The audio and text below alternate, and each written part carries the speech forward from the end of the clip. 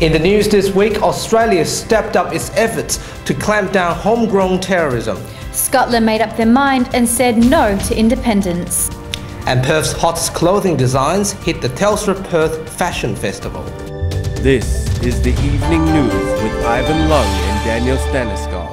Good evening. Australia's crackdown on terrorism intensified this week, with ASIO carrying out anti-terror raids in Sydney and Brisbane. Meanwhile, WA politicians recommended the state government prevent homegrown terrorism. Ellie Harper has a quick summary. It's been a dramatic week here in Australia after federal police carried out raids in Sydney and Brisbane, detaining 15 people after months of surveillance. So far, one person has been caught plotting to behead a member of the Australian public.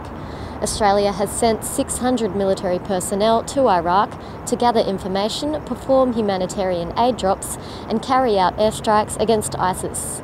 The military action will cost Australia $500,000 per year. So far, more than 40 countries around the world have offered assistance.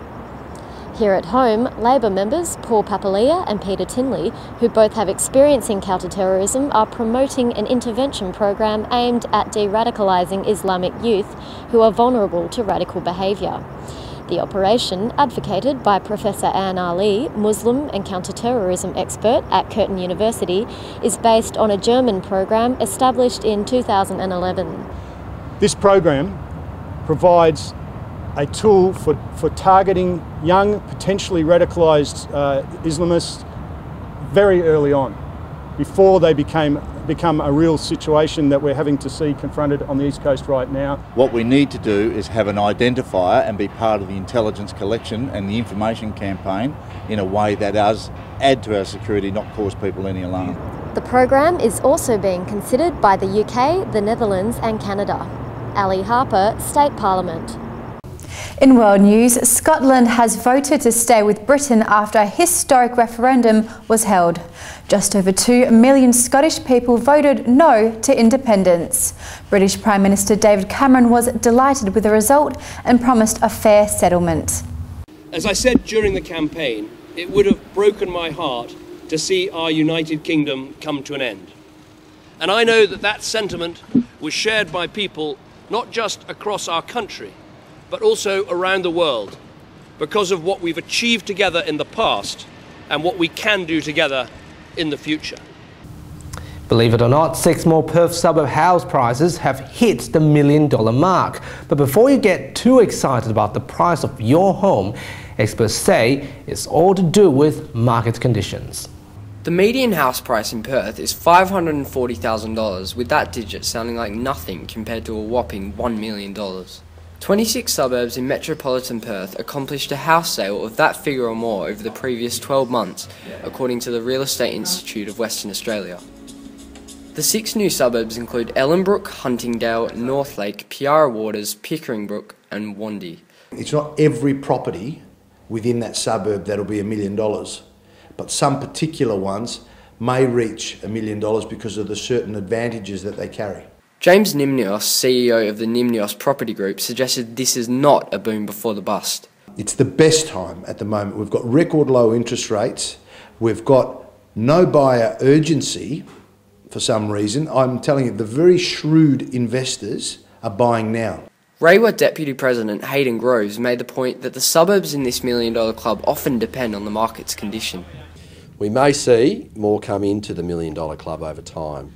But often we find with these things is that depending on the market conditions, properties do enter the $1 million club one year and then they'll drift off again the following year. While property is always deemed as a long-term investment, the experts say it's all about the location. They should look out for the basic rules of real estate, which is location, ensuring that you buy in the best location and in the best street that you can within the suburb of your choice. If you're looking for an investment, you're looking for yield and you're looking for capital growth. Yield is, of course, is that you're actually getting a reasonable rent and a reasonable return on your investment. So what you're paying for the property, you're going to get a reasonable amount of rent for that home. Kierath, Taplin, WAMN News. Mayors and CEOs in metropolitan Perth have paid tribute to City of Canning's former Commissioner, Linton Reynolds. Mr Reynolds was dismissed by the local government minister, Tony Simpson, earlier this week. It's a crying shame, and I would imagine Linton would have received a lot of calls about this from his community in Canning and from local government representatives across the state. Well, I think the sector will miss him. He's been an icon of local government for a long time. I think he's been a very dedicated person who's given a lot of his heart and life to local government. Plus, he's done a good job. A new freshwater dispensing system has been launched in Cockburn Central Town Square. 500 millilitres of fresh, clean water can be purchased for 25 cents.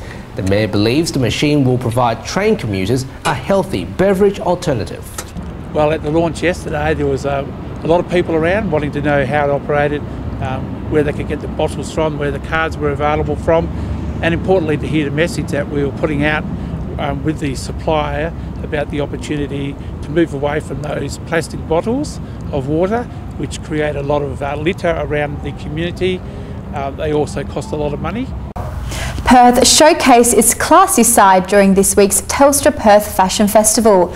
Renowned fashion designers from WA and around Australia graced the runway at the Ascot Racecourse.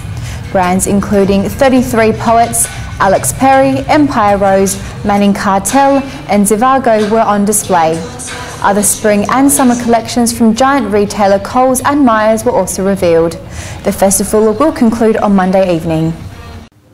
It was the night of nights for journalists across the state as they gathered for the annual WA Media Awards.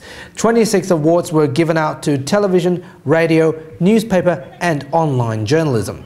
The Daily News Centenary Award went to Jonathan Barrett. What's nice is to see again a spread of people from across the industry all coming together from all the print products as well as TV news and also a lot of younger people who are making the effort, which is great.